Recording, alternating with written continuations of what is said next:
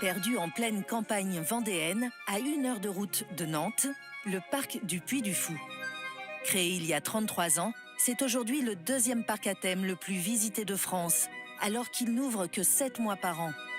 En 2019, juste avant la pandémie, il a attiré plus de 2 millions de visiteurs.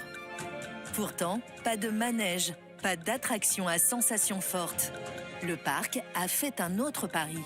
Proposer uniquement des shows historiques spectaculaires, bourrés d'effets spéciaux et de cascades, sur les Vikings,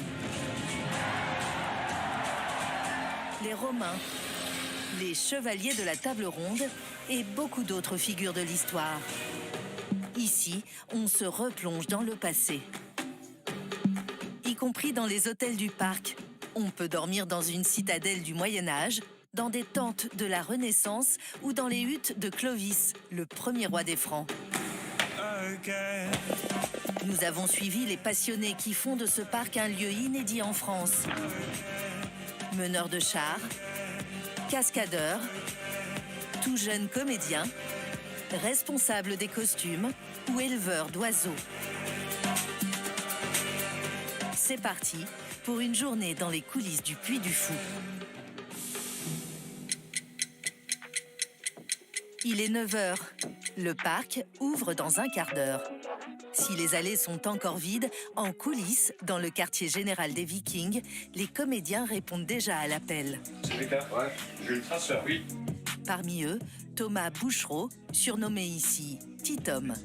Oui. Ce coach sportif de 22 ans, passionné d'acrobatie depuis son adolescence, est aujourd'hui l'un des 100 cascadeurs professionnels du parc. Et ici, ses journées commencent toujours par un volet, bottes de viking aux pieds. Faire jamais, moi. C'est détente comme ambiance de travail. C'est ça. L'idée, c'est de s'échauffer tranquillement, en s'amusant. C'est plus cool. Une atmosphère ultra relax. Bonjour. Pourtant, dans quelques minutes, Thomas et ses collègues vont devoir se battre à l'arme blanche. On peut faire combat à l'épée, à la hache, avec bouclier, sans bouclier. Il y a même un combat avec une lance. Sur scène, c'est des vraies armes, donc ça peut blesser. Ça arrive de temps en temps. C'est pour ça qu'il faut répéter beaucoup. Le spectacle des Vikings nécessite 30 comédiens pour effectuer combats et cascades. Thomas y incarne notamment un moine traîné par un cheval. Mais l'habit et la perruque ne font pas tout, car l'acrobatie est périlleuse, alors il vérifie lui-même son matériel. Là, on a la corde qui sera attachée au cheval et le système de largage qui va me permettre de me décrocher quand je le voudrais du cheval.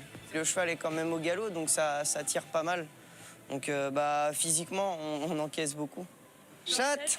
Tu la trouves comment, ma structure capillaire? Tout le monde se fout de ma gueule. Impressionnant. Chatte. Côté scène, 3000 visiteurs sont déjà installés, prêts à découvrir leur premier spectacle de la journée. L'histoire d'un mariage gaulois, stoppé en pleine noce par l'assaut de féroces vikings. 26 minutes de chorégraphie millimétrée, d'effets spéciaux dignes de films hollywoodiens,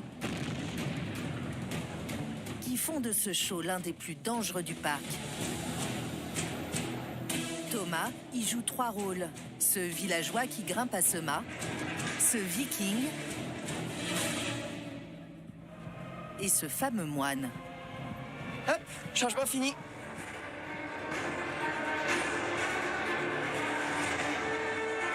Thomas est traîné violemment sur 18 mètres avant d'être attaqué par un aigle. Ce spectacle, il peut le jouer jusqu'à 5 fois par jour. En tout, le parc propose 17 shows comme celui-ci, qui se jouent tous simultanément tout au long de la journée.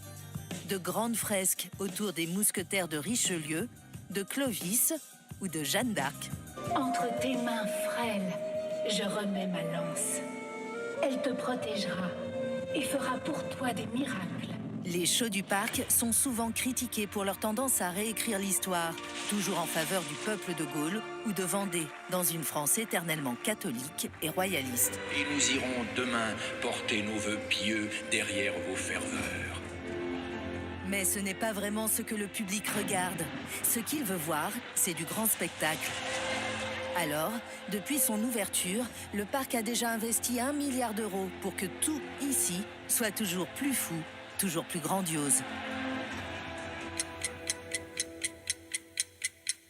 11h, le signe du triomphe a commencé.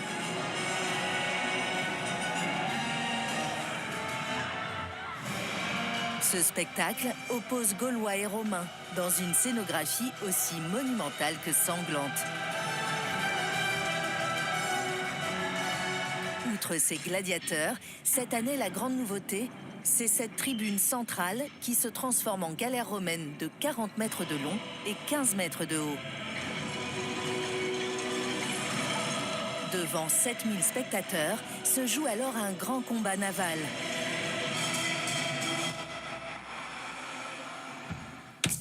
Et l'un des tableaux phares du show repose notamment sur les épaules de ce jeune homme, Alexis Chardin, 27 ans. C'est un peu un enfant du Puy du Fou. Né à 15 km d'ici, il est venu très jeune en famille avant de commencer à y faire des petits boulots en parallèle de ses études d'histoire. Et il y a 4 ans, Alexis s'est vu proposer un rôle crucial, celui de meneur de char. Je me suis dit ça va être un sacré défi à relever, que c'est pas quelque chose de facile et qu'on fait comme ça en un claquement de doigts. Donc j'ai dit oui tout de suite, on peut pas refuser ce genre d'opportunité. Il voulait être prof d'histoire, il est devenu meneur de char. Le Puy du Fou a bouleversé sa vie, car il y a aussi rencontré Camille, figurante sur le spectacle, devenue sa compagne. Elle a commencé en tant que cavalière ici. Puis voilà, après, ça s'est bien passé entre nous. Je suis jamais dans son équipe, mais je viens des fois aider quand j'ai le temps. Ça va de passer du temps ensemble. Il y a des histoires d'amour qui peuvent naître ici. Ah oui, il y en a beaucoup. Qu'on savoir quelques bébés Puy du Fou dans les équipes. Ils ne sont qu'une poignée dans le monde à être meneurs de char comme Alexis. Ah oui, les garçons. Et à savoir diriger ses chevaux. Des chevaux formés pendant 2 ans avant de pouvoir entrer dans l'arène. Ah oui.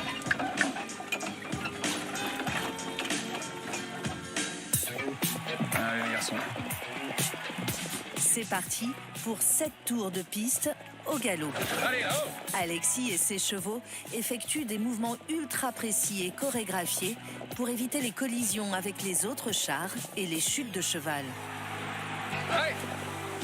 2 minutes 30 de course qui replonge les spectateurs dans l'ambiance survoltée des Jeux romains. Comme les chevaux d'Alexis, aujourd'hui 2000 animaux participent tous les jours au spectacle du parc. À 14h30, les oiseaux du bal des fantômes en sont déjà à leur 3e représentation de la journée.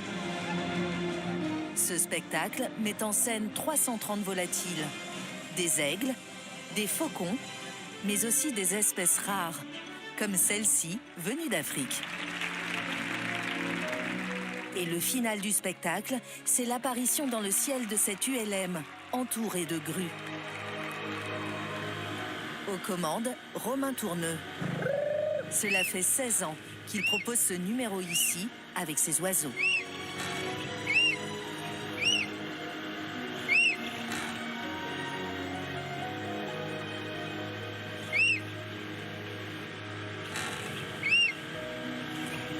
Après avoir survolé le public, Romain vient se poser dans un champ, à l'extérieur du parc.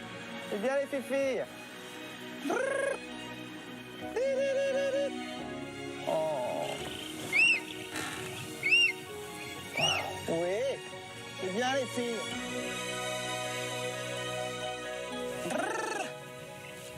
Ouais, bravo les loulous. Elles ont toutes leurs petits prénoms. Là, il y a Fabien, il y a Françoise, il y a Frédéric. C'est l'année des F, alors tout le monde commence par des F. Il y a Fatima, il y a Flavie, il y a Ferdinand. Alors là, il y a Franck qui a son petit caractère. C'est un peu de tout. Romain parlait déjà à ses grues quand elles étaient dans leurs œufs. Il les a élevées dès leur naissance et les considère comme ses bébés. La relation que j'ai avec elles, c'est la relation de papa. En fait, elles me suivent parce que je suis leur papa, tout simplement. Il n'y a pas de rapport alimentaire ou de récompense. C'est juste à me suivre uniquement par confiance. Mais si elles veulent pas me suivre, si elles veulent pas décoller, elles décollent pas. Si elles veulent pas me suivre, elles me suivent pas. Elles peuvent voler plus vite que moi et plus loin que moi. Donc j'ai pas du tout la main sur elles. Hein. C'est elles qui choisissent. Hein. Mais ça marche. Ah, Françoise.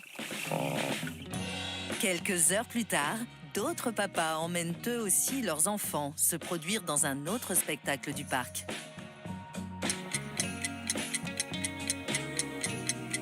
« 17h, ces deux pères de famille viennent déposer Théotime, 10 ans, et Victoire, 11 ans.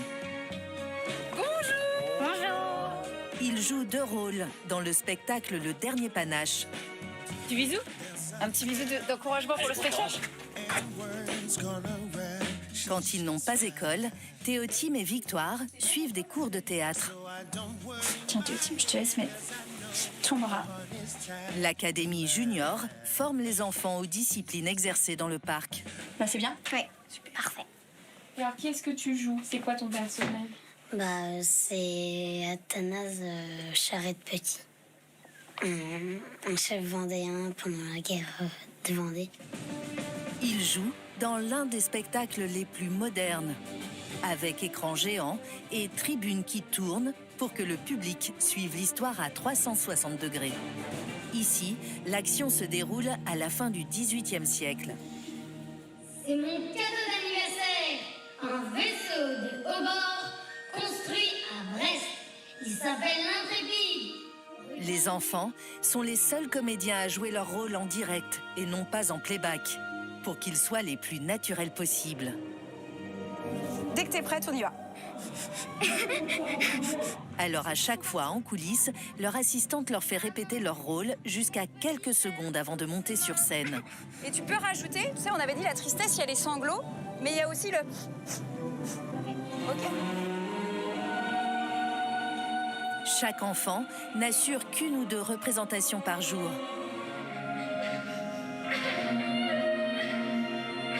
Ils sont donc 44 en tout à se relayer dans les mêmes rôles. Seul un panache peut faire tourner le vent de l'histoire. C'est le dernier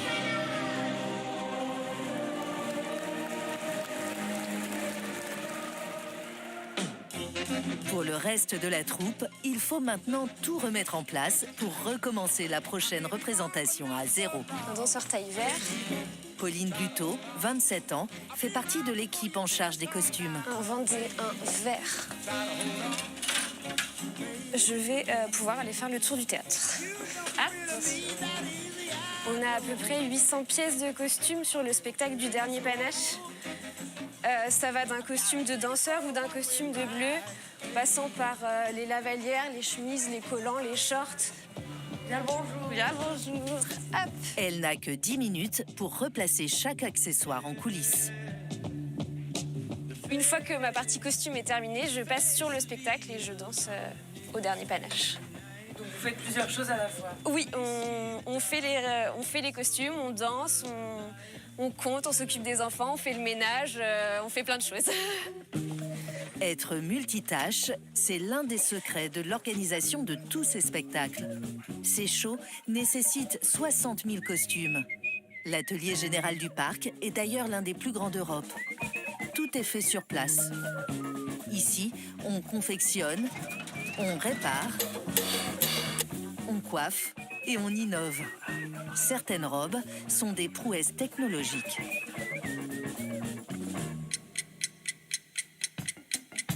« 21h, le dernier spectacle de la journée commence dans 45 minutes. Un show sous les étoiles qui aura lieu sur l'eau.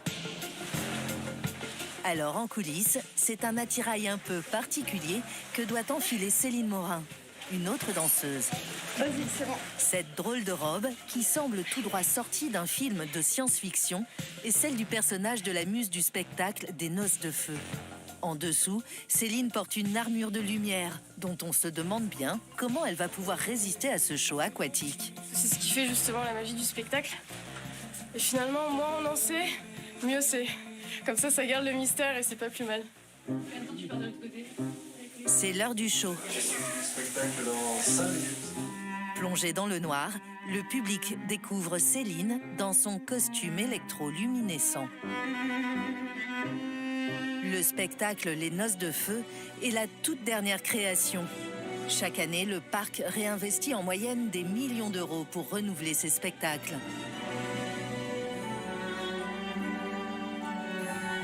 Une magie et un savoir-faire qui aujourd'hui s'exportent. Un Puy du Fou a ouvert il y a 3 ans en Espagne et un nouveau parc ouvrira très prochainement en Chine.